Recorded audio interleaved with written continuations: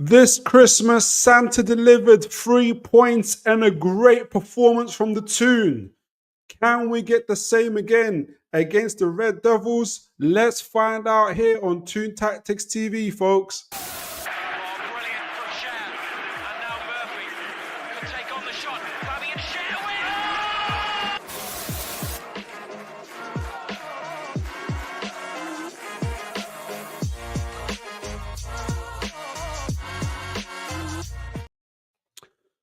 Good evening, folks. How are you guys doing? How was your Christmas, guys? Did you get the gifts that you wanted? Did you get the presents that you wanted? And did you, most importantly, get the presents, give folks the presents that they wanted too? Does that give? Because that gives me as much pleasure as it does as well. And today, on this Boxing Day, the present came a little bit 24 hours late, but Santa came back over 3 points against the Villains and an absolute incredible performance from Newcastle United. We're going to dissect it here, the performance here on Toon Tactics TV, as well as give a match preview for the game against Man United. But before we start, for everyone that's watched in and locked in, I hope you've had a great Christmas. We're getting locked in and ready for the new year. I hope you are all blessed and are healthy and strong. And let's take it away with the show. We've already got a few comments in already as well. Liam Knowles, good evening to you, sir. I hope you are well. Let me see. I just want to make sure. Is this my last show before the 30th? Before I got one on Tuesday. I got one more show to go. Good evening, Liam Knowles. Evening, Philip. The chemistry is well and truly there. Is that between Gordon and Joe Linton? And so are the 19 the goals in 19 in 6 games. Whoa, incredible record. Fernandes and Ugarte suspended. Yeah, for Man United. It's a Merry Christmas. It is indeed. And we're actually going to talk about that chemistry of Gordon and Joe Linton as well. We saw it right in that first 30 seconds of the game, which was absolutely incredible. But it's good to see you, Liam. I hope you had a great Christmas and enjoying, hopefully, some time off as well. Keeping it tuned, YT. Good evening to you, sir. Hope you are well. Hello, mate. Hope you had a wonderful Christmas. I told you last show Dubs would get a hat trick. And I was right. A hat trick of clean sheets. Yeah. He had a good performance today. Really good to see him. Breath of fresh air with Dubs in the goal. The defense working. Indeed. You know what? And speaking of, it was a great performance from the Toon. Like, again, another performance where you can't just... everyone played well. We could have an argument from now to midnight as to who was the man of the match, and it's always great to be in that sort of position, in my opinion. So, look, let's dissect the game a little bit. We're going to look at some stats. Let me bring up some stats. Show a few highlights as well. And while I do that, guys, tell me who your man of the match is. Who was the outstanding player for you guys? Send in your, and if you got time, let me know why that player is your man of the match as well. I'll be really keen to hear that as well. I haven't made up my mind yet, so I think whilst I do this breakdown, I think I might have it as well. Can you guys see that? Yes, you can. So I'm gonna go through, obviously, SofaScore's got its own ratings or not, but what I want to focus on is, let me make sure you guys can see that. How much can you see that? Yes, lovely and clear. All right, so let me go back in. Let me see. So, right, I'm going to go into, obviously, this is how the team lined up. Mr. Duran got himself sent off. We will talk about that in a moment as well. But I want to go through, just break down a little bit of the statistics as well. Now, typically, guys, when they show this combination on the SofaScore, the combination of the more outstanding players in the field, Newcastle players this is like the entire 11 of Newcastle. This is joint Aston Villa Newcastle, and it's like the first 11 of Newcastle, and then it's Aston Villa, which shows you just how much our players won. But let's focus in on how much our players did, was just that much better than Aston Villa. So let me zoom in here on our performers Top performers, obviously, they got Joe Linton, Anthony Gordon, Isak, Fabian Shaw, Bruno Lewis Hall, and Dan Burn. Let's go into the attacking side of things because, again, we've been absolutely incredible on that side of the field. I'm going to kind of go for the top shots on guys who kind of had the most shots on target. Joe Linton at number 2 did really well. Isak, then it's Isak, then it's Anthony Gordon, Fabian Shaw. Sandro got a shot on target. You guys remember that? I think it was a cutback from Bruno after another successful coordinated press from the Toon. Even Barnes got to come on and get a shot on target as well. Again, really, really good. Expected goals. Top stat is Isak. Again, very good job from our front three. Isak was there. Murphy was there. Sandro was there. And, this is our number 8s. Joe Linton and Gordon. Excuse me, Joe Linton and Gordon. Joe Linton and Bruno. And then and obviously Sandro Tonali as well, following that up. Jacob Murphy had an outstanding game as well. Shots of target, Bruno, Joe Linton, Anthony Gordon, Isak, all these guys. In fact, I was going to actually go through the overview first. Let me go through the game overview before I go to the individual static. I was thinking, why am I a little bit... Sorry, guys. Let me reverse a little bit back. Let me go to the overall game before I go to the individual stats. And you guys let me know in terms of your man of the match. So look, as always, the attacking momentum. Apologies about that earlier, but still good some stuff. Again, Newcastle here in the green. That's the attacking momentum that shows, obviously, who's been attacking during that time. Newcastle, dominated. The Blues are in Aston Villa, but overwhelmingly, Newcastle dominated.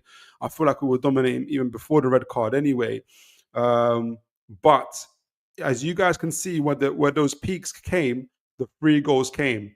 And that's been very important for us as well. There's been a few kind of, because you guys will know from following Newcastle, especially in this year, we haven't always capitalized on our moments. And we did that. And we did that, especially 2 goals that's after the sending off as well. And many teams collapse, or many teams don't quite capitalize when the opposition side goes back to 10 men. It becomes very defensive and teams can't break the teams down. But as we witnessed today, Newcastle certainly know how to break a team down, and a team as good as Aston Villa.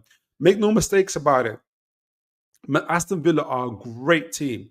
And when we did the preview for the show, guys, you guys will know we were talking. I was saying I feel like Aston Villa are like our evil twin.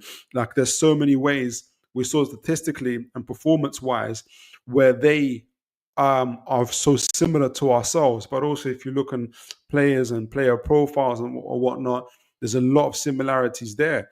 So it's like we were playing ourselves almost. But we were the original and they ended up being the copy. With all due respect. So ball possession, 63% to Newcastle, 37% to Villa. We dominated them in possession goals. Interestingly, expected goals really good for us, like almost 3 goals. And so we literally got 3 goals as well. So we kind of performed to our XG, which is incredible. Villa a lot lower, 0.34. We gave them barely any sniff of the goal. 3 big chances to us, to their 0. 22 shots on goal to their 4. Our keeper had only really 1 main save to make, while theirs had 4. Martinez is a great keeper. He really is. I want to be able to say that as well. 9 corners to us, 6 to them. 15 fouls, 10 fouls to them. 550 passes from us, 316 to them, and we've been dominating. I don't know how many last 4 games we've had like 500 plus passes, which has been incredible to see. 11 tackles to us, 15 to them. Free kicks, 10 to us, 15 to them. We had 2 yellow cards. They had 1. Obviously, they had the red card as well, a well-deserved red card, in my opinion. And speaking of the 22 shots, 8 of those were on target for us. They only had 1 on target. We hit the woodwork. Do you guys remember that when we hit the woodwork? We pressed them. Joe Linton had all the time in the world to pass it to Bruno, could pass it to someone. I can't remember who hit the crossbar. He eventually passed it. Was it to Murphy or someone? And it was just getting ridiculous. Like how we were just dominating them so much. We really should have scored at that point. Speaking of taking our moments, it should have been 4-0 in my opinion.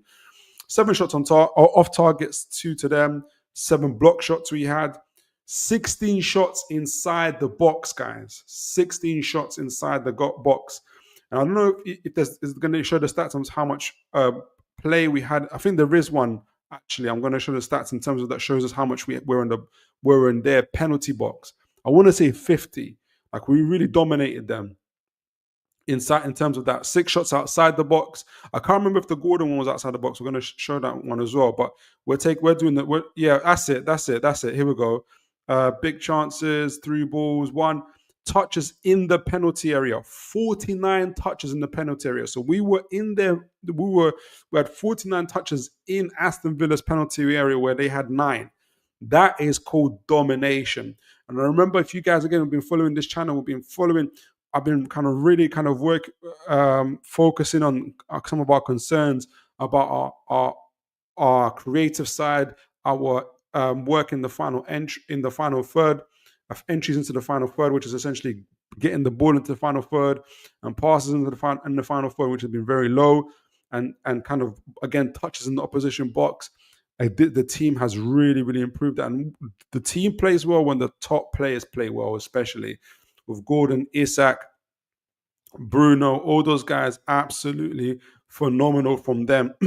And again, you can see in terms of passes, only 21% in our side, whereas 40% in the middle and 39% in Aston Villa's half.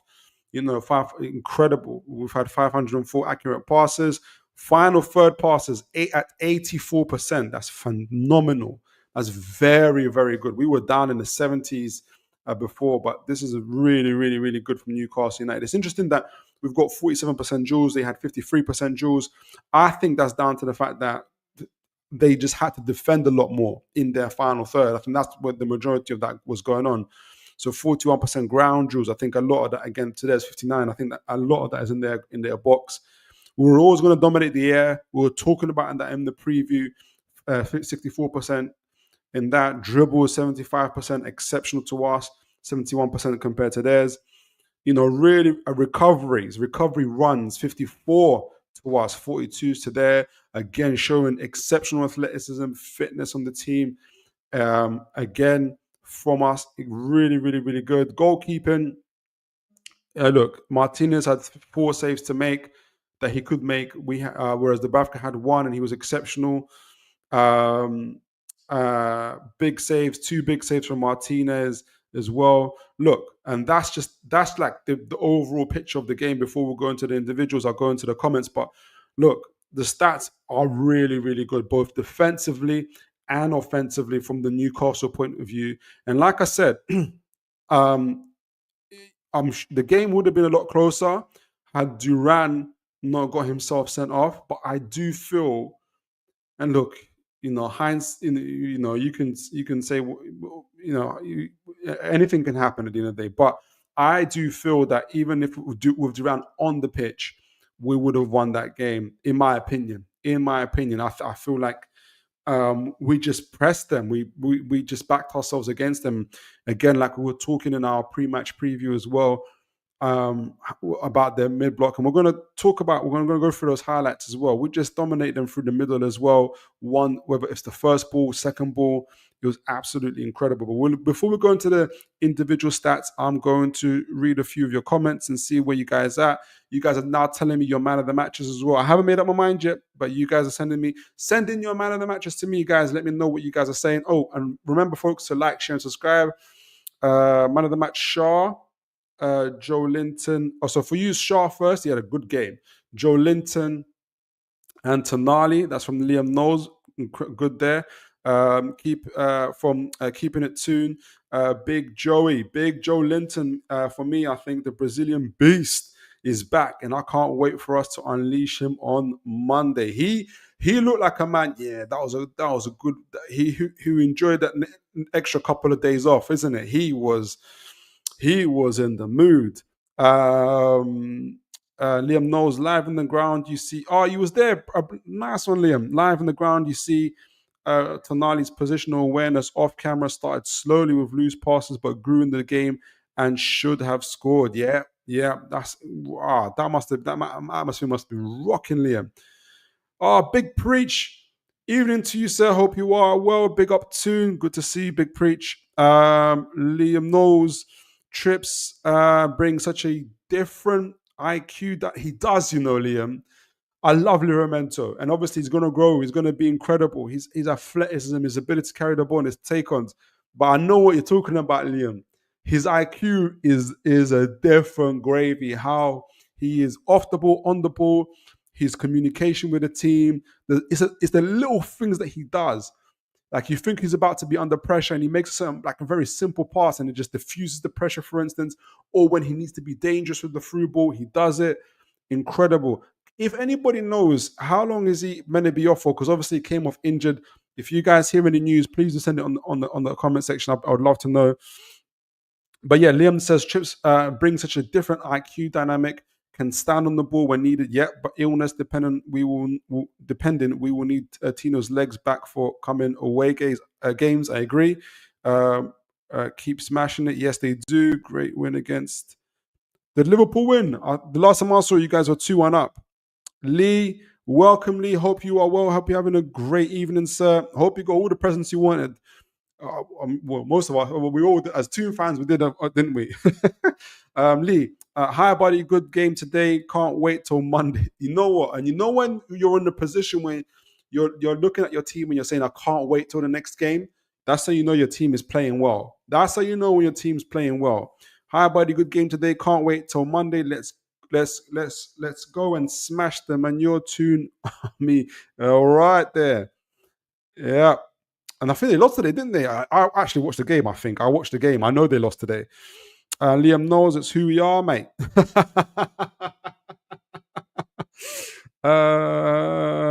Keeping it. Well, that's put an end to that Duran reunion. Liam knows. Complaints, though. Aaron Cave, good to see you, sir. Good evening to you. Evening, Philip. Great result today. Great result and a great performance. Hall, Tonali, Bruno, and Gordon all immense. Phenomenal. Should have been 6 or 7. Agree. Big up Preach. Toon. Liam knows. Big up. Did Jolin. I don't know who got the official man of the match. Big up Big Preach. 3-1. Well done to you guys. And you guys were 1-0 down as well. Did Joe Linton get... Guys, does anyone know who Sky Sports awarded man of the match to? It could have been anyone, really. I wouldn't be surprised if it is Joe Linton, to be fair. But individual stats, kind of, again, let's see who... Again, Joe Linton tops it. Again, we were talking about earlier the shots on target. These guys, we know. Joe Linton was getting his shots on target. He was doing that. He's working it. Expected goals, dribbles, successful dribbles, and attempts as well. And this is what I wanted to see an increase in, which has now happened fantastically. Isak, obviously 5 attempts, 3 successful, 1 in 1 for Shaw. Even Shaw was dribbling. Lewis Hall, our fullback, Jacob Murphy. Not too many, but it was good to see that as well from the guys. Isak doing the most, really, and he's just been incredible, really, for us. Defensively, defensive actions. So remember, guys, defensive actions includes everything. Interceptions, ground duels, aerial duels. I don't know if it should include recoveries, but every kind of defensive action essentially on the pitch. Obviously, Dan Burn got 7. Joe Linton got 5. And this is on top of the incredible offensive actions he had. So Joe Linton got 5. Fabian Shaw with 5. Sandro Tonali with 5. Kieran Trippier with 5. Lewis Hall with 3. Bruno Gomes there with 2. So the guys did really, really well. Clearances as well. We didn't have to do too many. Obviously, Dan Burn got 6. Fabian got 4. Again, Joe Linton back there defending, getting 3 there. Let's look at the blocks. Who's putting their body? We didn't have to put their body on the line too much. I said who's putting it. We didn't have to do too much, really. Again, showing our dominance. Only Tonali had to make the 1 block. Interceptions. I didn't want to see a little bit. I wanted to see a little bit of an increase in that. Again, it's a difficult game to kind of analyze because Villa went down to 10 men. But because obviously for me, interceptions, obviously being able to intercept the ball, a pass or whatnot, is an indicator of how well structured and positioned, how well structured the team is, and are the players in the right positions. Essentially, Joe Linton again. Oh, sheesh. I'm beginning to see a man of the match here that's sticking out like a sore thumb. at the moment. Joe Linton with 2, Fabian Schär with 1, Bruno with 1, Lewis Hall with 1. All through the pitch, guys are intercepting the ball. Jacob Murphy, even Matty Target at the time to come on, and good to see him back, after 16 months out or something like that. Even Matty Target got an interception. Well done to him.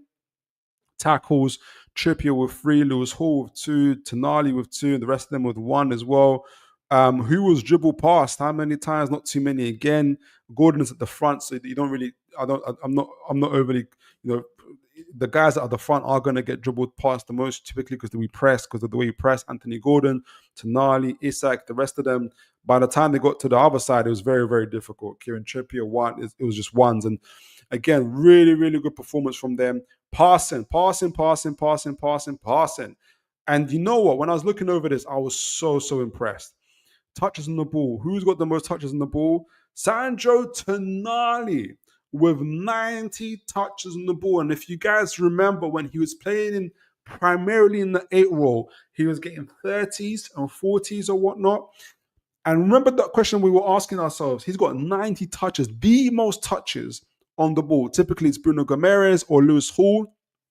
Now, the more touches you get is an indicator, again, of your ability to dictate play, the amount of times the team trusts you. Clearly, our centre-back lines trust him.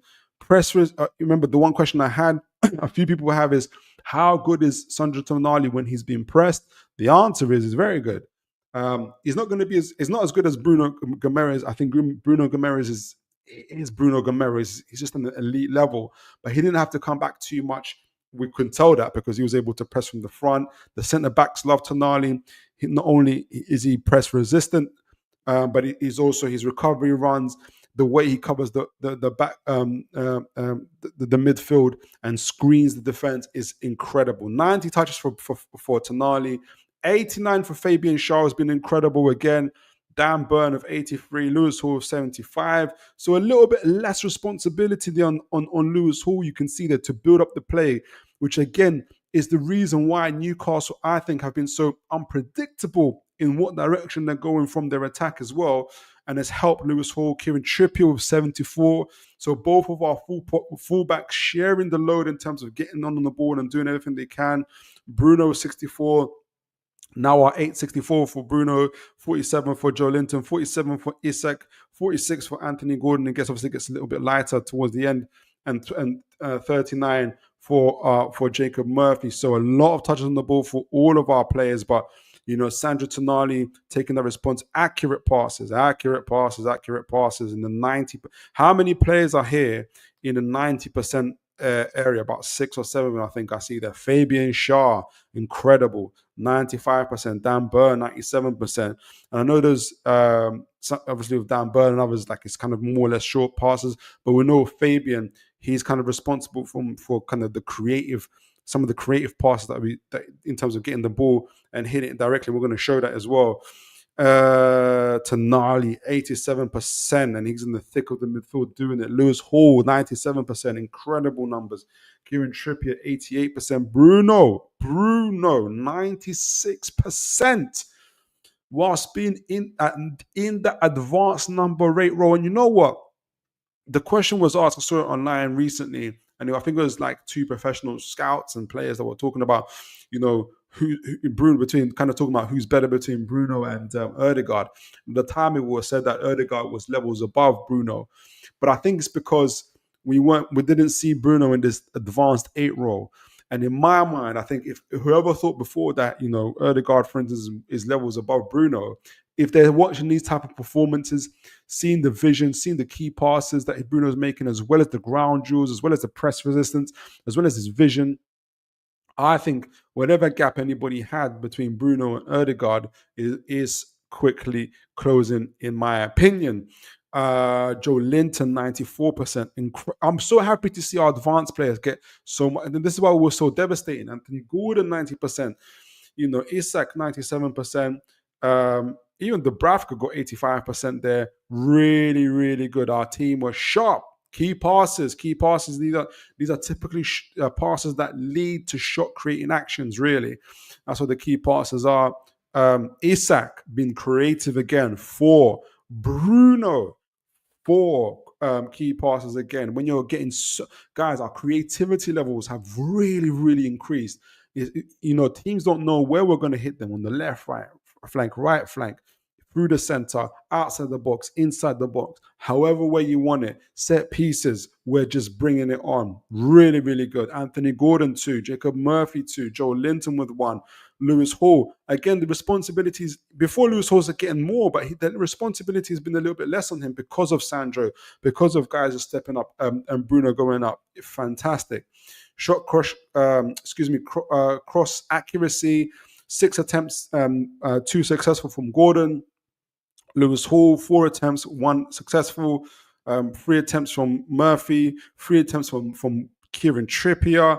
We work, and obviously, a lot of the time, especially towards the end, Villa were going into a low block type of situation, so they were having to block a lot of our shots as well. But I think it was a second or third goal in particular where kind of we opened them up with kind of crosses or kind of a shot creating a cutback through Jacob Murphy. So again, like, it was just overwhelming what we were doing. Big chances created from Jacob Murphy, 1 from Bruno Gomes as well. Really, really good to see. And finally, we'll go to the goalkeeping one as well. But in terms of Jules 1, we're big on the Jules. When you talk about Jules, there's ground Jules, there's aerial Jules, but when you talk about Jules 1, it's both of them combined.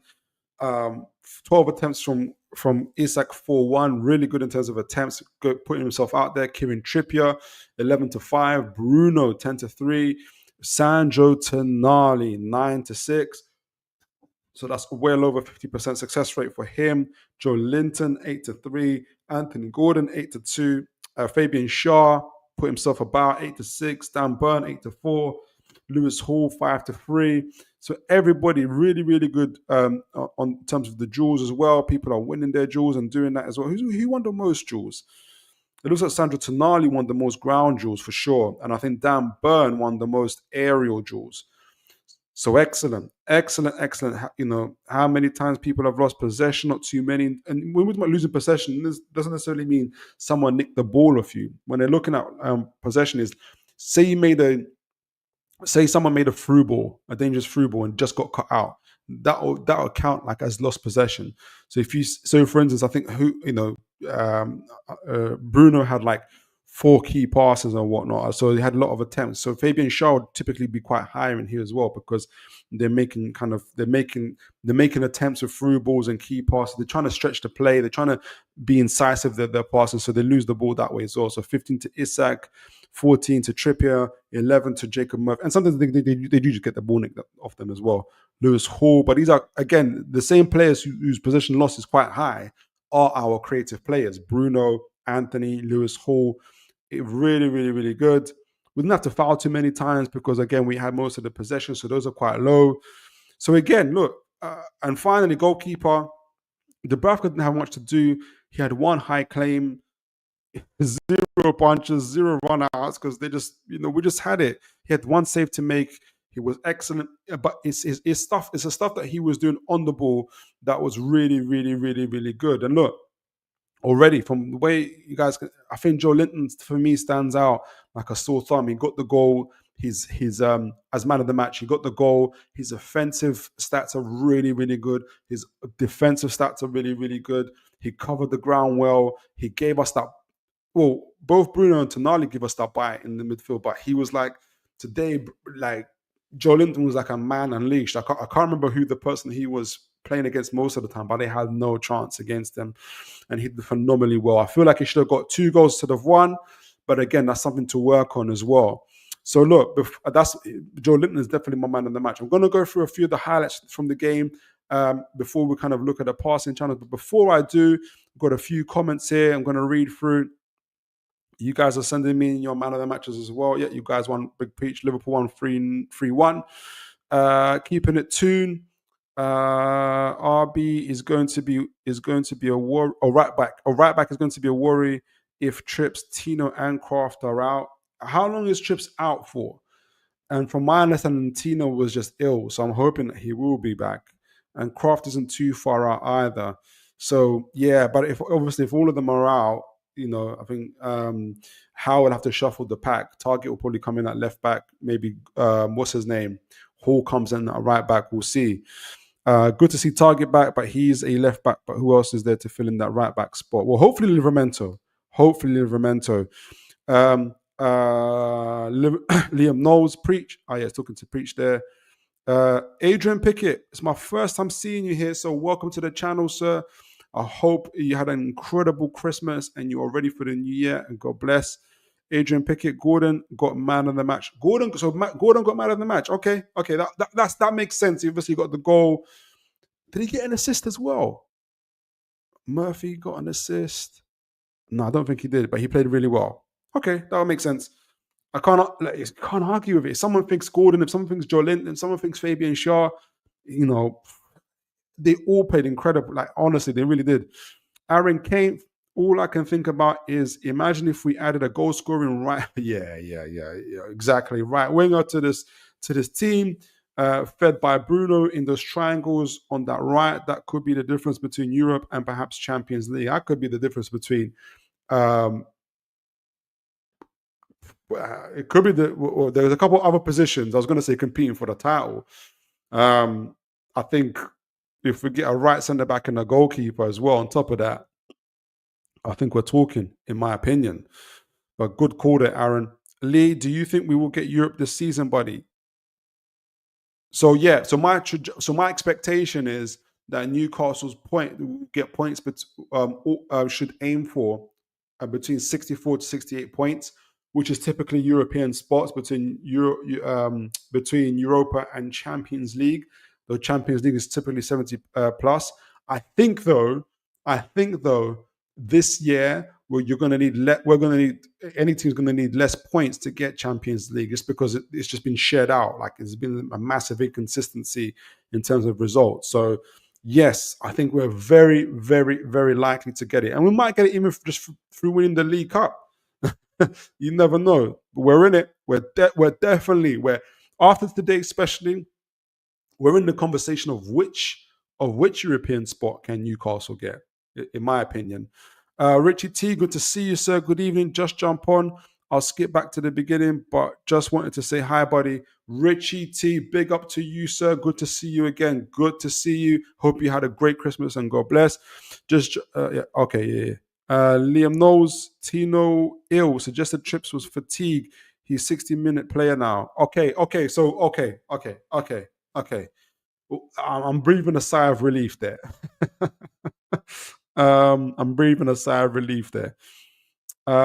Trips pulled. He's now okay. So keeping it tuned, saying that he pulled a hamstring. So it's either fatigue or a hamstring. Let's see what happens then. Let's just hope he's well enough for the Man United game, and if he's not, let's hope that Mr. Tino Livramento is well. So we talked about the stats. I've given my man of the match. Right, for me is Joe Linton. I know a few folks, Gordon was according to Sky Sports, but on here we've had Fabian Shaw, we've had Joe Linton. All these guys played exceptionally well. I wanted to show a few of the highlights, kind of again to talk about the stuff that we talked about in our. Why is my camera off? Here we go. That we talked about in our preview, for instance, and what really went well for us. And I think it was highlighted in this game as well. So let me make sure I take off the sound so I don't get in trouble with Sky. Let's put this on. Newcastle cruise to victory. Right, so I took a few notes as well. I'm going to go through a few of the goals. Where are you? So Gordon goal. So the Gordon scored like in the first 30 seconds. I feel like he scored in the first 30 seconds. And again, we talked about that chemistry. So look, you guys, let me make sure you guys can see this before I start talking. Yeah, you can see it. And I wanted to just pause it right at the beginning here, because we're talking about these second balls being won. Again, this is why it's important, guys, because you guys can see it. Let me make sure you guys can see this as well. Yeah, you can. Brilliant. You guys can see if this is Tonali against Tielemans. If Tonali doesn't win this duel, Villa have, including Tillemans, they have 5 players in our half. If Tonali loses this duel or is not up for it that day, hasn't got the energy, can't be bothered, or whatever, or Tillemans is just better, Tillemans is just stronger in the duels, Tillemans gets that win, gets that ball, maybe passes it to Onana, who makes a through ball to Duran, and it's 1-on-1 again, and it's 1-on-1 against Shaw, and it's a whole heap of problems for the teams. But it was the opposite. It was Tonali who wins this duel. Bruno's just behind him there, Murphy, and it's essentially this was the trend through most of this half, before and after the red card. It was these 1-on-1 duels that Newcastle were winning against Aston Villa's midfield, and it's what enabled us. What you're gonna see later. As soon as Tonali wins this ball, so it's actually Tielemans who tries to get it off. Tonali gets it off him. Who's right next to him? But his buddy, Bruno, his partner, picks it up. And look what, guys, you can see. I don't know if you guys can see it here. Jolinton's like, come on, give it to me. Gordon's already on his bike. Gordon knows what's going to happen. He knows what's going to happen. He's already on his bike. And obviously, Isak is already going forward already. He's on his bike, and the Villa defenders are already scared. They're like, oh man, these guys are about to run against us. And the Villa defenders have already created this big old gap in the middle because they're scared of the pace of not only are they scared of the pace of Anthony Gordon and Isak, but they know that Joelinton can run with the ball. Murphy's on his bike as well. You have to go back. You haven't got a choice.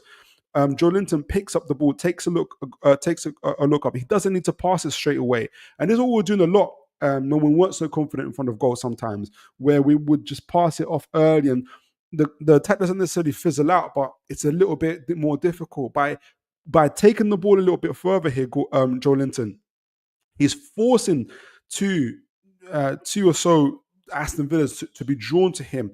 He's forcing the two centre-backs here, the Villa centre-backs, they're all looking at him. Isak is able to make a, because now, and you see this gap here between, I think it's Konza and Pau Torres. You see Isak is now about to run into it. So Joelinton's already got options. He can make that pass into that big old gap in the middle. He can pass it off to Gordon on the left. But by taking on that ball, just holding on to it a little bit longer, he's drawing the Villa defenders to him. You see the Villa defenders already, I think it's Pau Torres is screaming at, I think is it Matty Cash, saying, mate, he's going to get it out wide. He's going to get it out wide. Get out wide. Get out wide. Get out wide. But it's too late. It's too late. The gap here is created for Gordon, and Gordon has the time. He has the time to. It's an incredible first touch. It's too late. He's going to either get the shot off or going to get a pass off. They know it. They just have to prepare for it. They don't know what's going to happen next. Already we've got 4 Newcastle players in the penalty box. Incredible touch. And just the technique that Gordon puts into that. And by the way, just outside of, who's on the outside of Gordon? It's Lewis Hall. We talked about this, guys. We talked about this in our tactical breakdown, and I wanted to share it here. We talked about this. Either Joelinton or Gordon on the outside, and Newcastle will do that. I just did it because Man City were able to do this in terms of isolating the fullback. We were not going to make the mistake. We were talking about it because Man City were able to isolate Cash, whether it's 1-on-1 or 2-on-1 with Grealish. But Man City were afraid to take the shots and to make the crosses. And we just didn't believe that Newcastle have the same fears. We were always going to make the crosses. We was always going to make the cutbacks. We was always going to make the shots. Why Man City were afraid to do this because they thought that if they get the doubts in their head was, what if it gets cut out and then we got hit on the break? Newcastle don't care. We're playing with freedom. And as you guys saw in that part there, Cash gets back. I think it's Torres, Konza. It's too late. It's too late. Gordon gets the jump on him after Joelinton passes the ball. Joelinton gets into the box. He's breaking the lines there, and it's too late. He can either pass it on the outside. He can either pass it on the inside there. Make sure you guys can see that. Or as you guys can see it, he makes he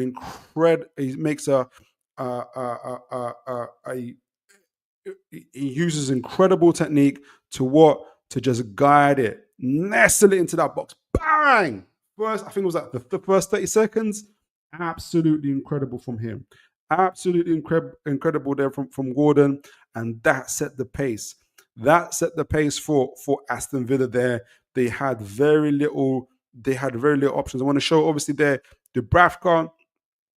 I think this is the save that he had to make. This is a really good free kick from Dine. Dubravka was on point, great save as well, and pushes it away, and gets it out of the way rather than into the lines that kind of that lines then of the penalty box, pushes it away. Really, really good save from him as well. And then obviously we had Mr. Duran. Mr. Duran. Mr. Duran. I don't know why anybody would think.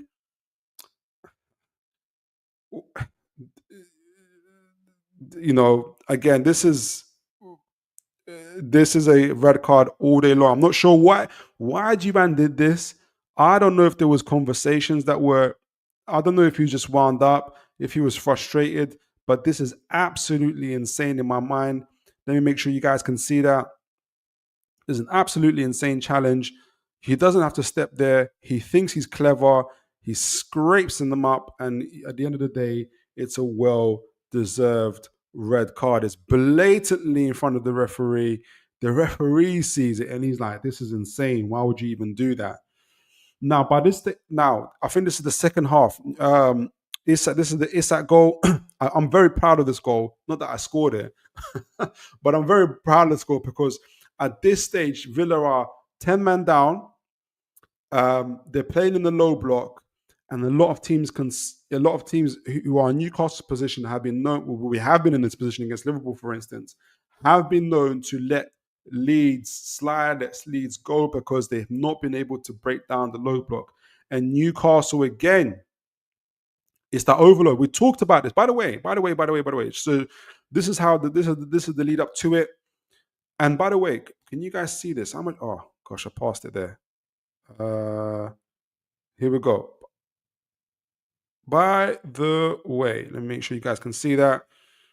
Kieran Trippier. We talked about this is going to be a game of fullbacks. This is Kieran Trippier on the ball, by the way. So if Kieran Trippier is all the way down there, guess where Morgan Rogers has to be? He's in his penalty box having to defend. Morgan Rogers is in the penalty box having to defend because Kieran Trippier is pushing him back. So you got Kieran Trippier here. I think it's Tonali, Murphy, Bruno, and there's an overload that's beginning to happen here. We've already got three Newcastle players in the penalty box. They're occupying their centre backs, but this is just exceptional play. And an incredible. This is the pass before the pass. This is the pass to Bruno. Look at this part. Kieran passes to Bruno. Bruno sees the vision. By the way, credit to Jacob Murphy. Is Morgan Rogers is marking him. Morgan Rogers doesn't want to be in this part of the pitch. He doesn't want to be next to outside of his penalty box. He wants to be in the opposition side of the penalty box.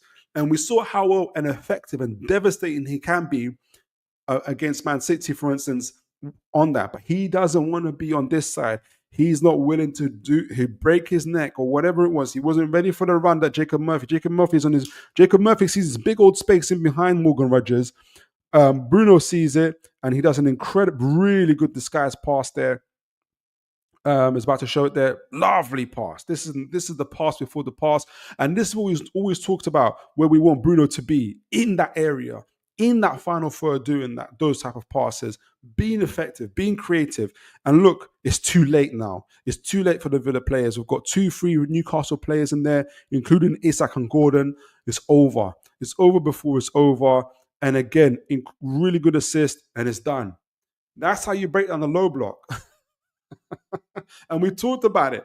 We talked about it again in the tactical breakdown. This is on the right side of the pitch. What we talked about it. What happens when Kieran Trippier? We thought Livramento. I thought Livramento was going to play. Pushes up there. Rogers has to go back. If Rogers has to go back, there's no attacking force there. He joins Murphy. He joins Bruno, and it's a whole heap of trouble. People have to come back. You're not even effective anymore as an attacking force. You have to deal with them. And they did not deal with us doing that. It was a really, really good goal in my opinion. I was particularly proud of this. And finally, the Joe Linton goal. I'll go for the Joe Linton goal and I'll go straight to the comments. And you know what I'm tired of, guys? Not tired of. I'm not. It's not that deep. It's not that emotional. When people say, when this is us pressing, this is our press that caused this. And people say in these type of situations, make sure you guys can see it. I believe pressing and high pressing and forcing errors is part of being a creative team. It's not just doing Pirlo-esque, David Beckham-esque, where you just saw Bruno doing those final third passes. That's part of being creative as well. I add pressing and forcing teams into mistake as being a creative part. As it kind of fit in the category of goals and goal creations, in my opinion. And this is exactly what Newcastle did. And you know what? Again, credit to, I say credit. It is credit to Villa. They remain brave. They try to play out the back, but our press was too good. This is Isak forcing it against, I think it's Onana on the ball. Onana just gives it. And we already got Isak on there. Bruno's there. I think it's Tonali that's there. Onana gives just a death-defying ball there. Joe Linton looks back. He's like, "Oh my word, I can't believe is that to me?" Oh, okay, I'll take that on. And at this stage of the game, we're 2-0 up. You know, Joe Linton has played his socks off. He's been defending. He's been attacking. He's been covering. He's been doing everything for the team. And he said, at this point, he just said, "You know what? I've already gave one assist to Gordon. I've got Isak saying, is that Isak? No, I think Joe Willock saying, "Give me the ball." I've got Isak saying, "Give me the ball, Bruno. I can do this. It's my turn." Drop of the shoulder. Oh, stunning goal. Even Martinez couldn't move. No point in moving. You're not going to get that. Martinez, number one, or close to number one keeper in the world. He could not get that, and he was not going to get that. Incredible goals, incredible highlights. If I had time to show more, but again, this is why I feel like this performance was so good from Newcastle United. A lot to be proud of for the team there. And before I move on, I'm going to read the comments out. I'm going to show a little bit in terms of where our passing has been as well, to kind of highlight that before we go into the Man United game. But let me know how you guys are doing. You guys enjoying the show? And make sure to like, share, and subscribe, folks. It will be great. Keeping it tuned. All I want to know is, Philip, can you play right back? And mate, you don't want me at right back. I tell you that for sure. Appreciate the gesture though. Keeping it tuned. Gordon was 1 minute. 1 minute 46. I think he scored was definitely in the second minute. Okay, fair play. Thanks for getting that, keeping it tuned. Liam knows, even with 11 men, Villa's main tactic is Martinez long ball to Duran or McGinn, boring, Burn hoovered it up. He did. You know what? They try to go man for man with us as well. And by doing that, obviously, they wanted to use Martinez as an extra goalkeeper. His ability on the ball is really, really good. But Newcastle are not, where, like you said, Burn was ready for that all day long. And so is Shaw. Really good from us. Liam Knowles, good night, gents. We'll watch back, Philip. Blessings to you, Liam Knowles. Hope you have a good night and always good to see you, sir. Right. So just wanted to show the final bit I wanted to show from that game as well, which I was really, really proud of. And that was our passing. So who was passing to who? What was the positions and everything else? Let me make sure you guys can see. Yeah, Newcastle 3-0. Pass map. Essentially, our pass map. This is from Opta Analyst. If you guys weren't aware of it, this is Newcastle. Make sure you guys can see this. Yes, you can. Right, so this is going from left to right. So Dubravka, obviously number one, left to right. So this shows, if you guys aren't, for those that aren't familiar with it, this not only shows the players' average positions on the pitch, but it also shows who's been passing to who in the game as well. So you can see what our passing map is. So the thicker the lines are, it shows the more passing was between those two particular players, if that makes sense. So for instance, between Burn and Shaw, you'd have it's 15 to 16 passes. 15 from Shaw to Burn, 16 to from Shaw from Burn to Shaw.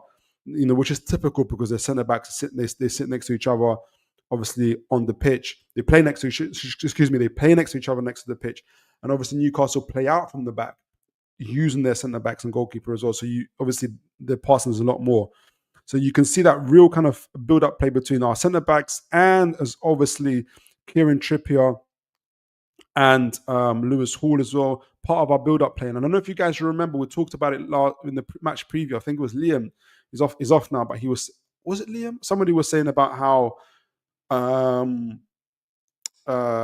they wanted. Someone said they wouldn't mind if Willock continued to play, and I said that there's a difference between when Willock plays and Joe Linton plays.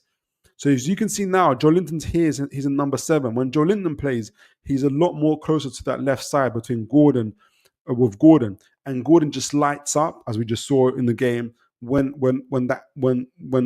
Joe Linton and when he's got players around him. So Joe Linton and Hall provide Gordon with that ability for Gordon to say, I'm either going to be getting the ball on the outside, so by the byline, or getting the ball on the inside. I think it just frees Gordon's mind when he plays like that.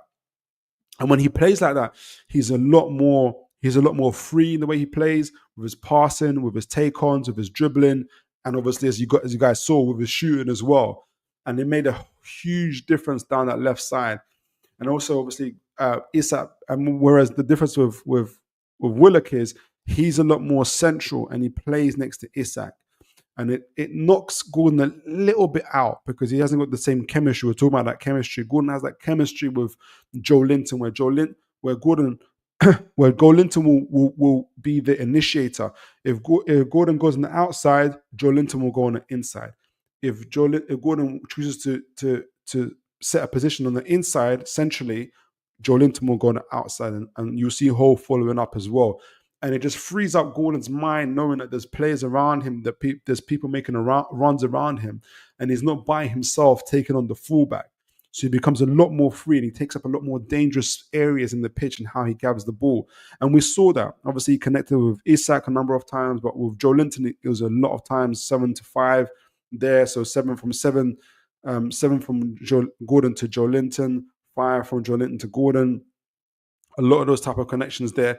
On the right side, similarly, it was Tonali who made the connections with Bruno, and that freed up Bruno to again to pass to make connections with Isak, 4-5s, and you want to see your midfielders connecting with your centre forwards. You see forwards here is Isak in the number 14. Look how many passing lanes are to him. He's getting balls from Gordon. He's getting balls from Lewis Hall, as always. He even got a couple from Burn as well, moving in centrally.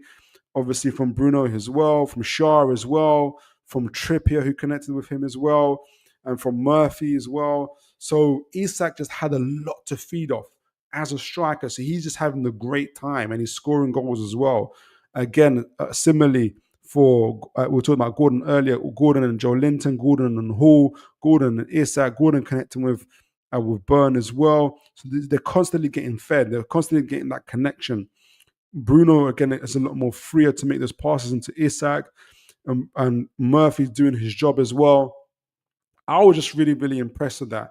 And to me, it just shows a really, really confident Newcastle side. So, yeah, that's the review of the game. And, to kind of cap that off is, look, I just think incredible performance in possession, out possession, attacking, defending, left flank, right flank, centrally, our energy, our intensity, our goal creations, our key passes, our attempts, our dribbling, our attacking. Excellent, excellent, excellent from Newcastle. So I've got one more comment here before I go onto the Man United game. Let me just see something quickly. To the Man United game, I've got a comment here from Keeping It Toon. Emery is set to appeal the red card on Duran. Let him. I hope. Okay, and expecting it to be successful. thinks he, I think he's had one too many at the bar. Quite possibly. I don't know. There should be someone at the club who should talk him out of it. Just one moment, folks. I need to get a glass of water, a bottle of water.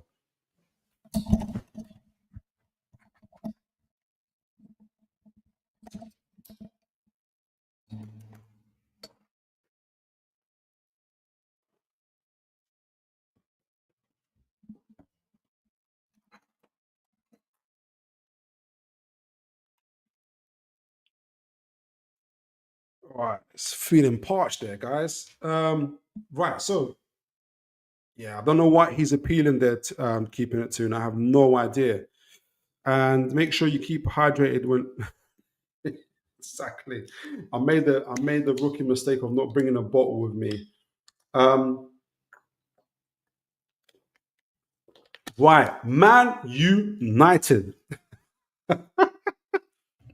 Let's do it, guys. Let's do it. Man United. How are you guys feeling for the Man United game? Before my mic falls off. How are you guys feeling for the Man United game? Naturally, I think we're all. Well, I'm feeling positive. I'm sure you guys keep an eye on the bottle. Duran maybe like.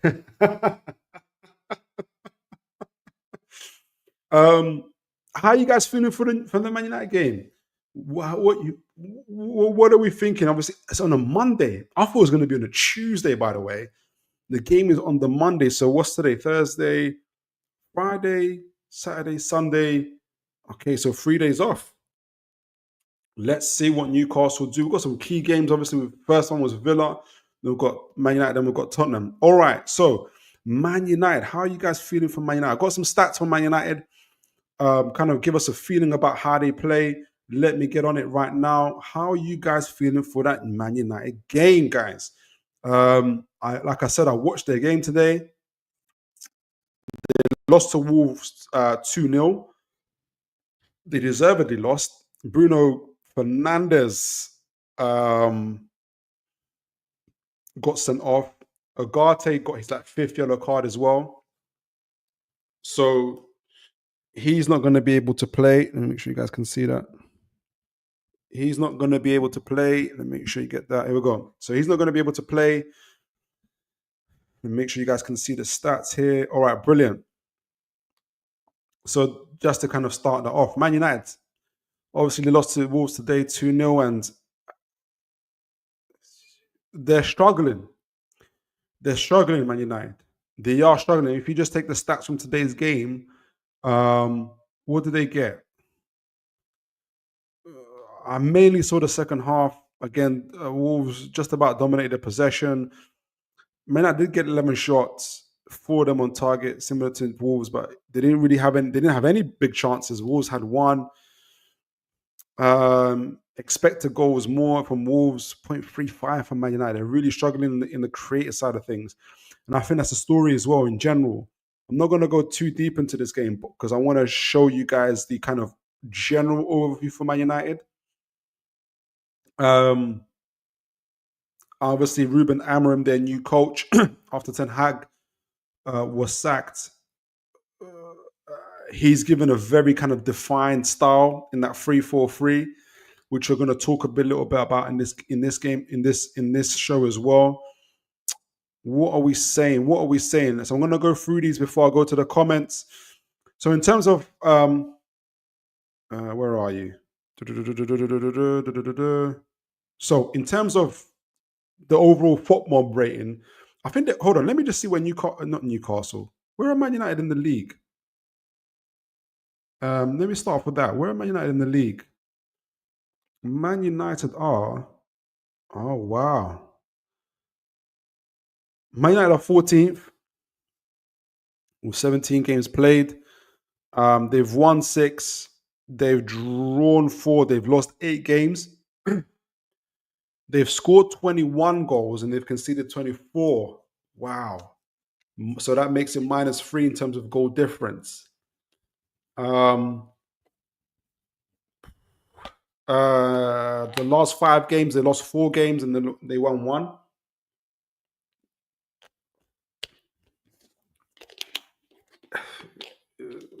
I had to take a drink of water to that.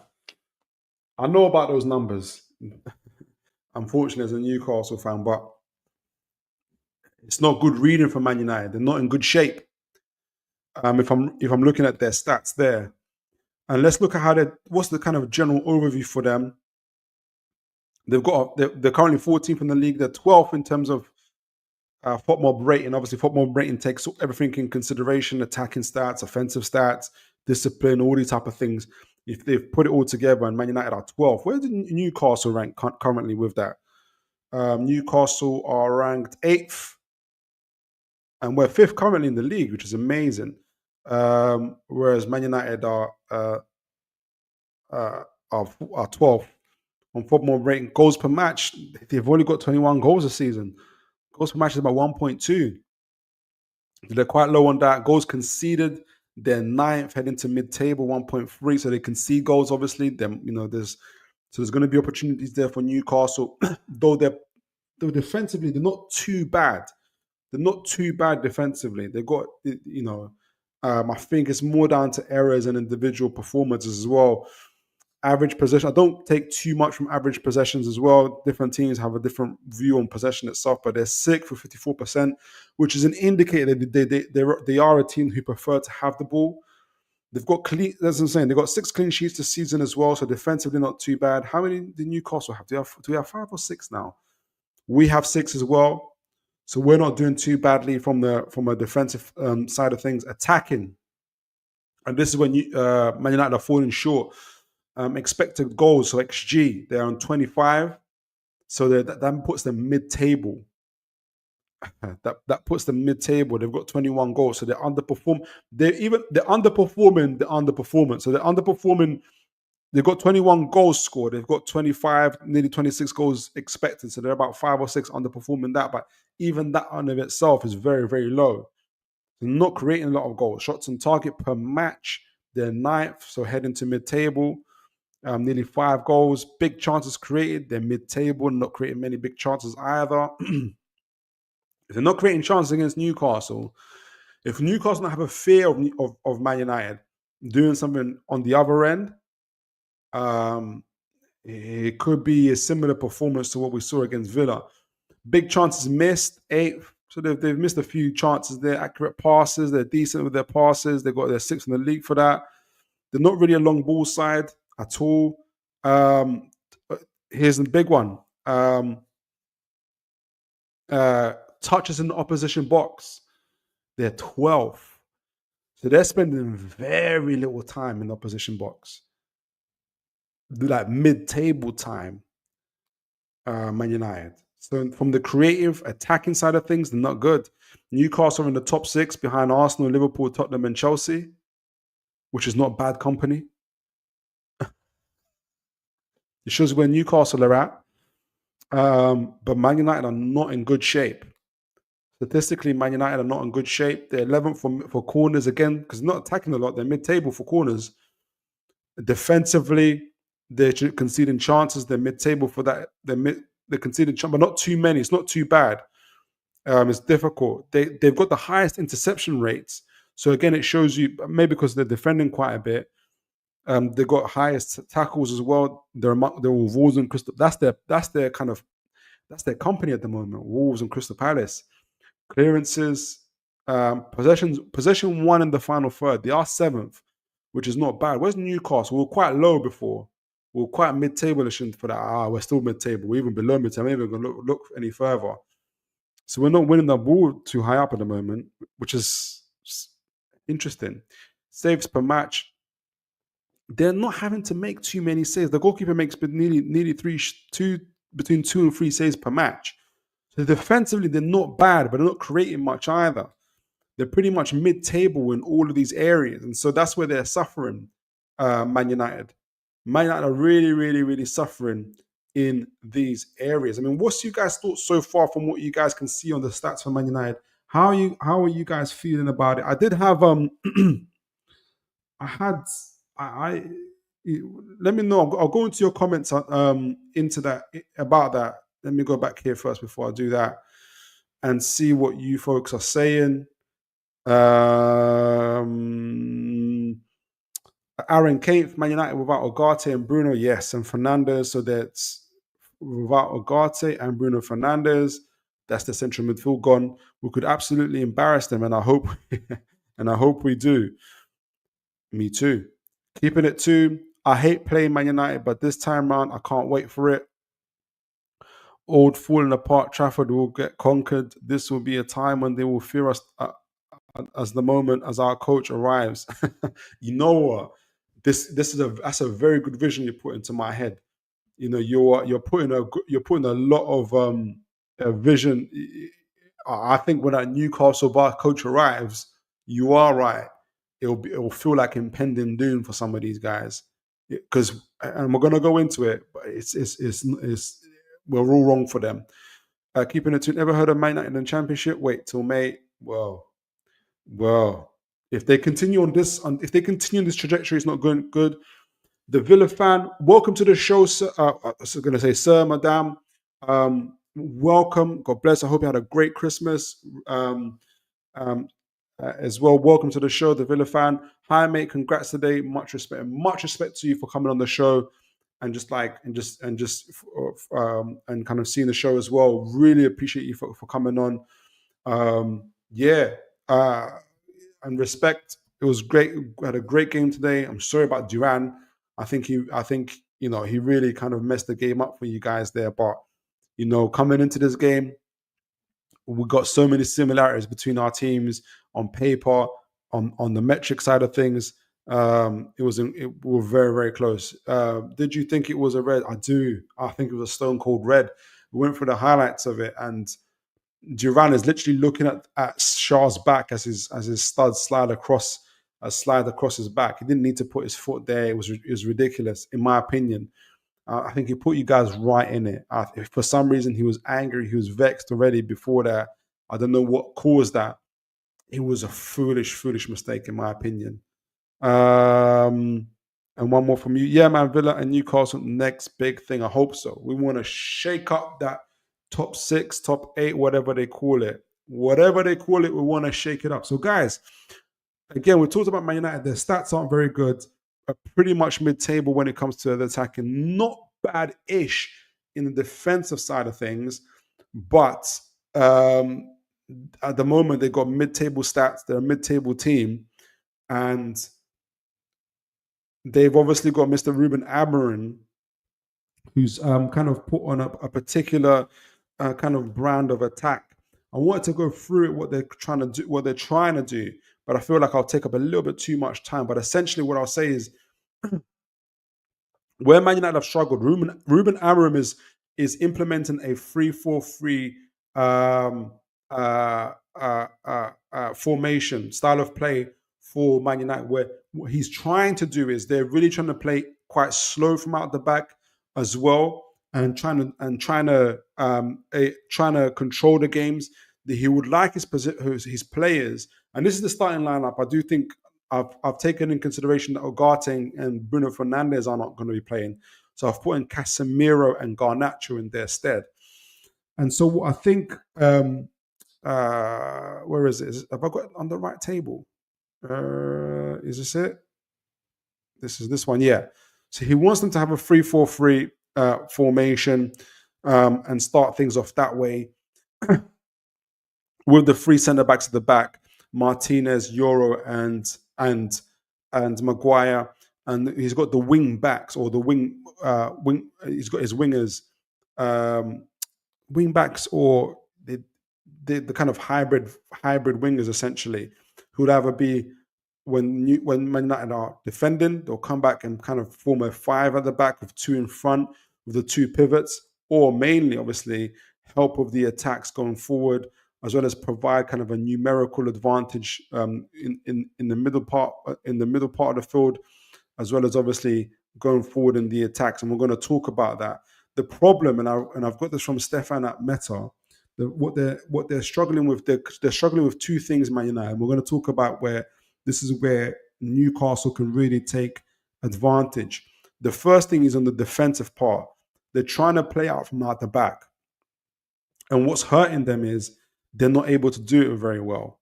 So what happens is how they want to play out the back is one of their centre backs pushes forward, typically Martinez, and you get them coming across like this. Make sure you guys can see this. Yeah, you can see this. And so they're going on the left here. You'll get Dallo pushing forward, or you get Dallo here on the ball. Martinez joins in from out the back, and you got Martinez joining in terms of forming a 3-4, a 2-4-3, or 2-4, this type of situation. So Dallo will get the ball here. Martinez pushes up, and it allows them to have a kind of a numerical, let me highlight this, a numerical advantage as they play out. The problem is Ruben Amorim wants them to have fixed positions, so not to rotate too much. So what he doesn't want them to do, let's get this here. What he doesn't want them to do is, for instance, in this case, it's Garnacho, but it's been Bruno doing this, is dropping in like this and getting the ball. Because the problem is when they drop in like this, what he doesn't want to do is to rotate. So when they drop in like this and they don't stick in their positions, there's nobody going forward. So when they do get the ball and they get pressed, there's nowhere to go. And they lose the ball quite easily like that. There's no one there. What's supposed to happen is, for instance, someone like Garnacho keeps his position, Martinez keeps his position, and they manipulate, and in their fixed positions, he wants them to be able to play out the press like that. So you got those type of situations kind of forming, but they're not doing that. I think part of the reason they're not doing that is because they're getting pressed, especially by a well-organized press. So, for instance, in this case, Newcastle United, Dallo might not get into their positions. Dallo goes out wide. Martinez joins the flanks.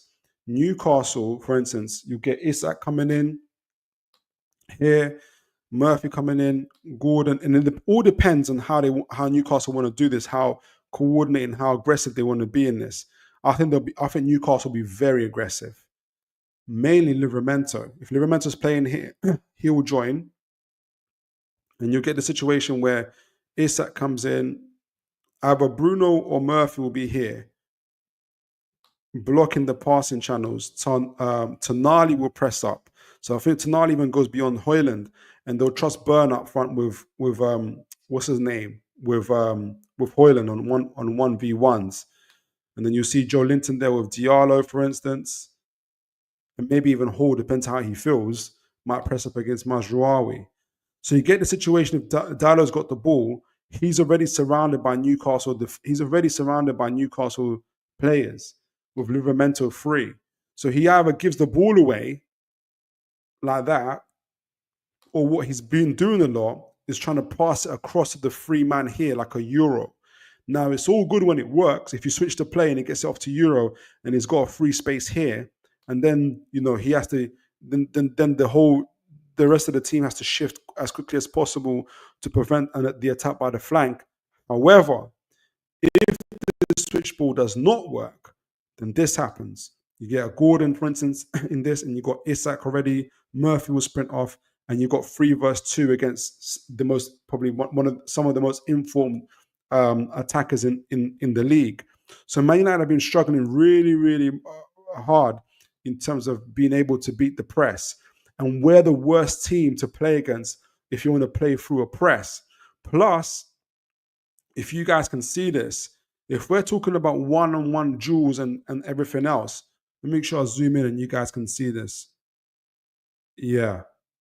Like, say, for instance, in one v duels, Livramento comes across to Dallo. Martinez against Murphy, our back Murphy. That's even if Murphy's here. It might be, it might be Murphy, it might be somebody else. Bruno against Garnacho. Bruno is leading the Premier League in terms of ground duels won. I fancy Bruno. Tonali Mainu. Tonali all day. Gordon Casemiro. Casemiro's not been playing for a reason. Gordon all day. Isak Maguire. God help Maguire. If Isak gets the ball, if for whatever reason gets the ball in these type of situations, Maguire knows what's going to happen. So again, Diallo, Joe Linton, if Joe Linton's even that far back. I don't think Joe Linton's going to... I'll put Joe Linton quite far back. It depends what Diallo tries to do, but I wouldn't be surprised if Joe Linton pushes up on Casemiro, Gordon pushes up on Euro, who's young, Burn pushes up maybe on Diallo, and you got Shaw and Hoyland like that. Those type of situations, that'll be very aggressive. But I wouldn't be surprised if it were to happen. Now, if you're Dallo, who are you going to pass to? And are you going to go for that switch ball to beyond Euro and trying to get it to Mazraoui, where Hall might be there ready to go? What are you going to do? I'll be really interested to see how Man United try to play out the press. I'm not saying it's impossible. I am saying it's going to be very, very difficult for Man United to do it, in my opinion. So before I go in terms of, so that's the defensive part, and that's the from the on the ball side of things, Man United playing out the back, and where I see Newcastle pressing up against them and kind of really, really causing damage, in my opinion. And we're going to talk about Man United in attack, why they've been struggling. But before we do that, I'm going to read a few comments. And before I read the comments, I'm going to get some water as well. Feeling parched.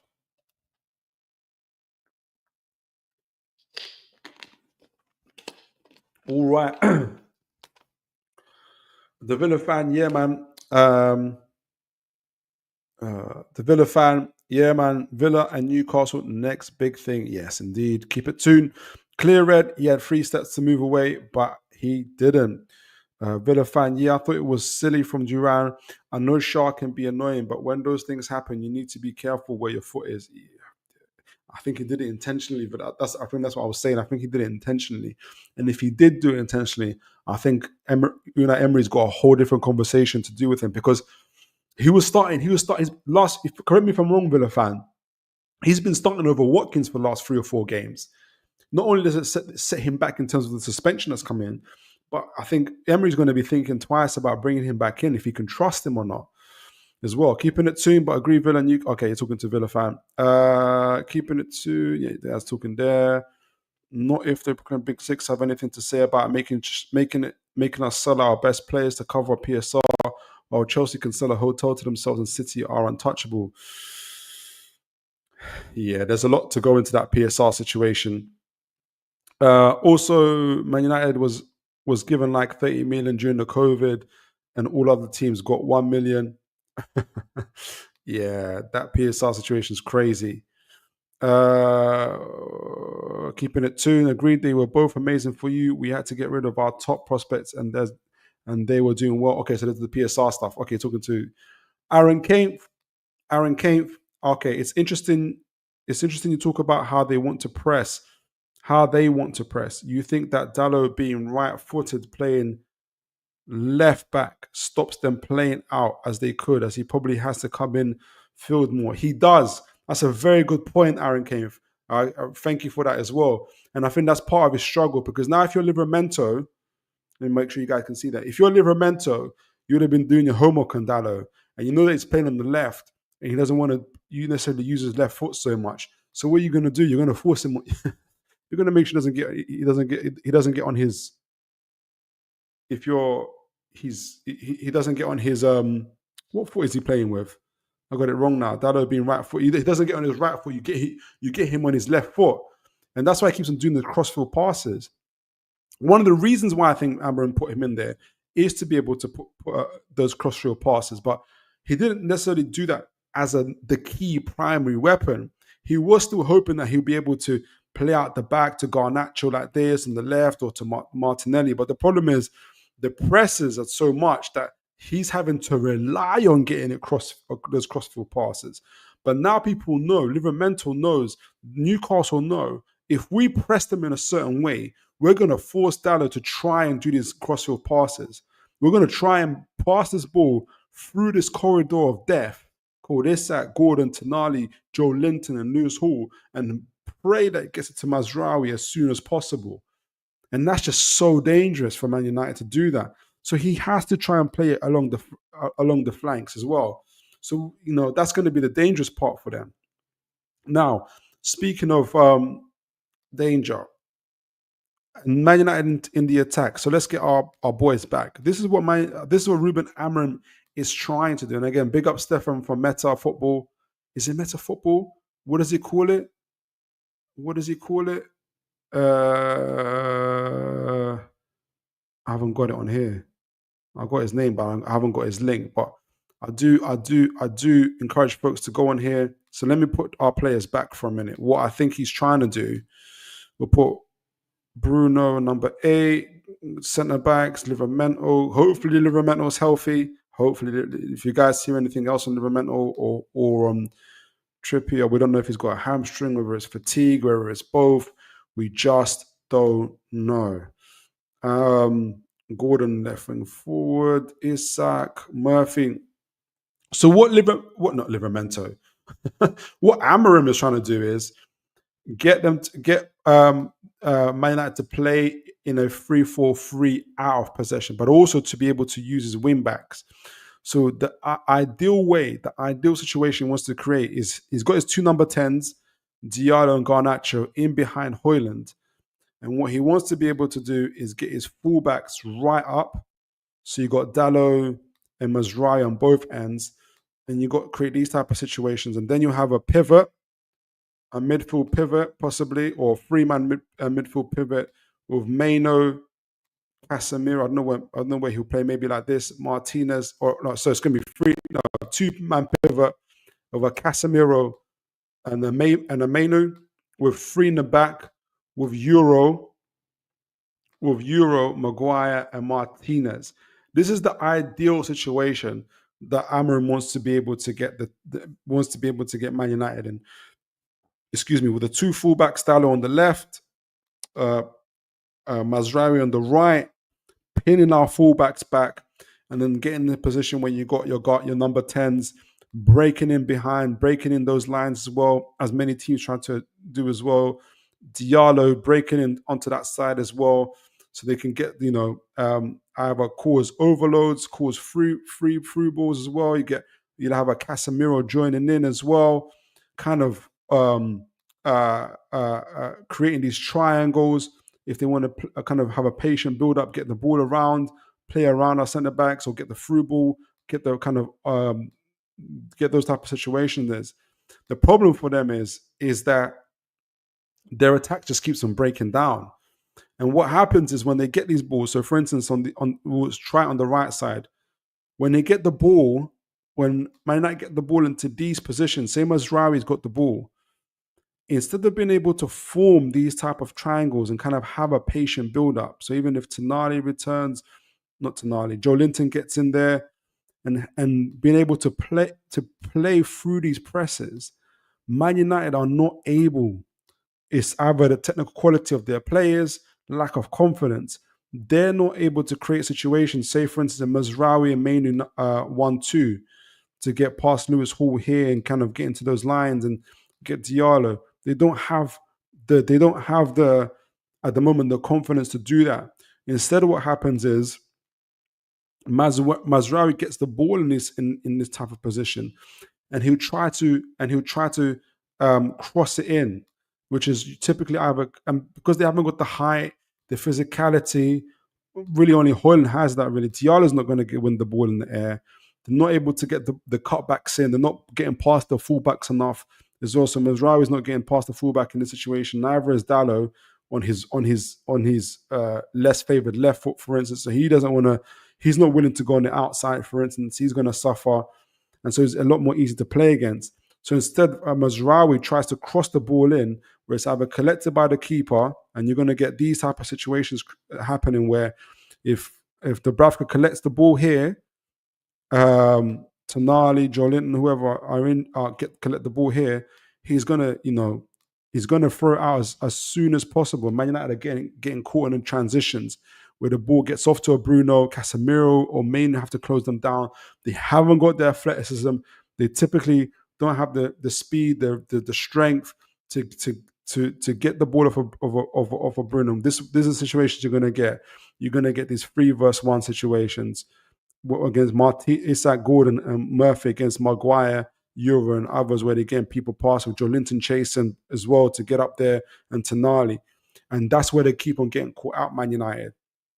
So they don't have the technical quality to be able to, do the cutbacks, to play the ball with patience, to work it. If for instance, if Mazraoui gets the ball here, and you can't do the cutback, or you can't get the pass the midfielder, you can't get the crossing, they don't have the patience, or they don't have the ability at the moment. They're not showing the ability at the moment, for instance, to cut it back to get it back to Menu, to try and um, move the opposition, in this case Newcastle, from left to right, for instance, and get it over to Dallo in some way, to either through their midfield or whatnot. They don't have the ability to do that. They keep on getting cut out. They keep on getting intercepted. So Mazraoui might pass it back to Mainu. Joe Linton is on him, gets it back, gets it straight to Gordon. Gordon versus Euro. I know who my mortgage is on, to kind of win those type of battles. And that's when Man United are going to find themselves suffering, in my opinion. And so in the attack, this is what's causing a lot of their problems. And it's going to, they're kind of, it's breaking down. So I think we can catch them on transition, and we can especially catch them on the, in the high press as well.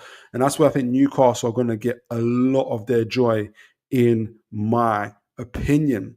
So guys, send in your predictions. I'm going to give my predictions after I get to the comments, and let me know what you guys are thinking. What are you guys hoping for this? What are your predictions for this Monday's game? I think, like I said, Man United have statistically got a lot of problems, especially from the attacking side of things. Defensively, they're not too bad, but that's beginning to crumble now as well. And they're suffering. They are suffering. Send in me your prediction, guys. Let me know what you guys are thinking. The Villa fan, I think Duran just needs to remember his discipline on field. Not his first time doing something silly, but he'll be fine. But yeah, is better than Watkins, in my opinion. He's an exceptional striker. Exceptional striker. The Villa fan are subbed by the... Oh, bless you. God bless you. Thank you, Villa fan. It's nice to make new friends along the way. God bless you, Villa fan. And you're always welcome on this channel. Our fellow competitor trying to break the top six, the wheel of the top six. Keeping it tuned. For me personally, I don't think Meno is all that special and overhyped up. That Diallo kid, on the other hand, is decent. It's interesting. Until we kind of see the full vision of Man United, of Amorim for Man United, it's going to be difficult to tell how special or not so special Meno is. I'm going to keep my powder dry on that one and see what happens. Is Bruno suspended this game? He is. He's not playing. Bruno's not playing. Ugarte's not playing. Hence why I've got Casemiro and Menu. And those guys are not, again, going back to those guys aren't the greatest in covering the field. Newcastle just played against Onana, Tielemans, and Kamara, who are far more athletic, far more strong, have far more speed than your Meno, Casemiro, and I don't know who's going to join them in the midfield there. Would it be Garnacho, for instance? So how are they going to deal with the Newcastle team? How are they going to deal with Newcastle? The only hope they have is that we're a little bit more fatigued from this game, from the Villa game. But I don't know. We controlled it so well.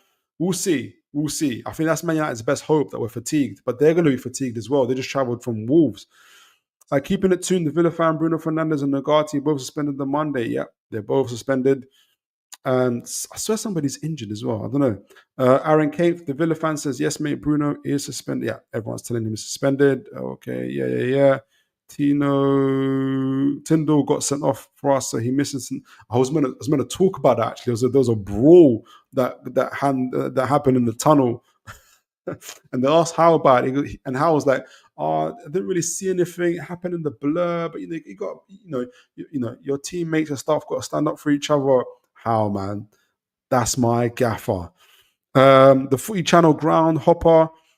Big up to you, sir. God bless. I hope you had a great Christmas, and you're heading into the new year with some aplomb.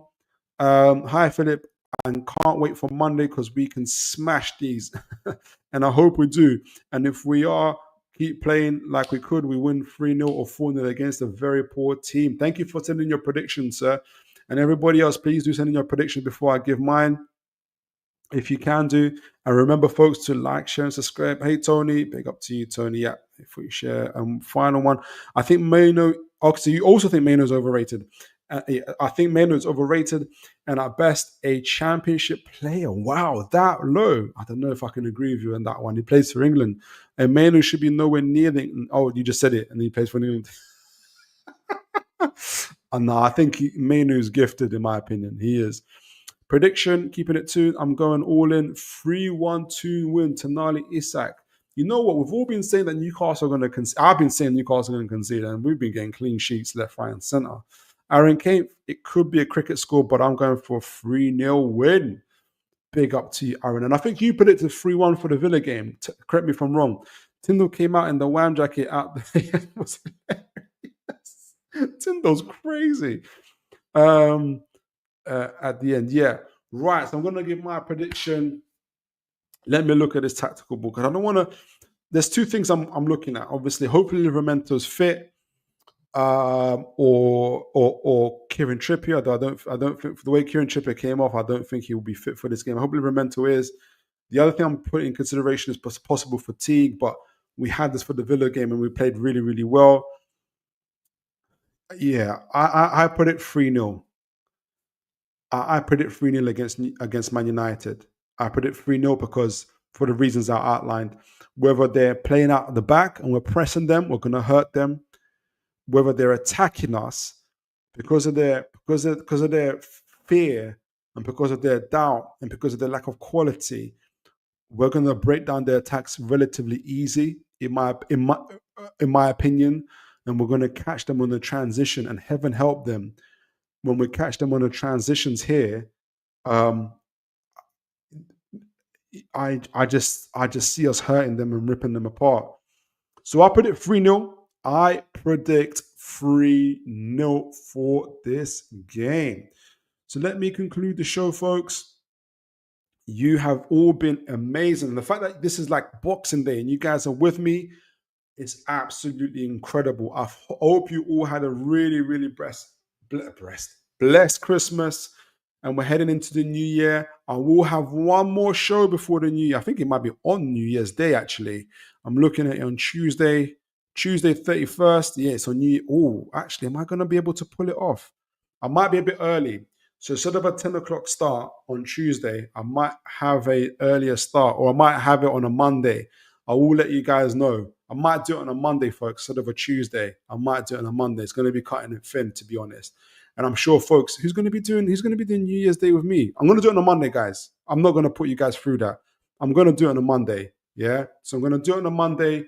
Look out for that against Man United. Guys, 3-0. We talked about that. We did a review for the game against Villa. Fantastic. Well deserved from us. We did a preview for the Man United games. You guys, I think we can hurt Man United in our press. We can hurt Man United in our transition as well. And if we've got the same kind of level of intensity, which I think we will, as we did against Villa, against Leicester, against any other team, Man United will suffer. And I think we'll have another performance as well. So 3-0 to the Toon. You guys have all been incredible. Go and enjoy your evening. Have a enjoy your Boxing Day, what's left of it. I hope you guys lead into the new year in a fantastic way. And if I don't see you, any of you guys again, make sure you look after each other. Make sure you have a blessed time and a blessed day. As always, folks, and make sure you take care of each other. And until next time, guys, God bless, folks.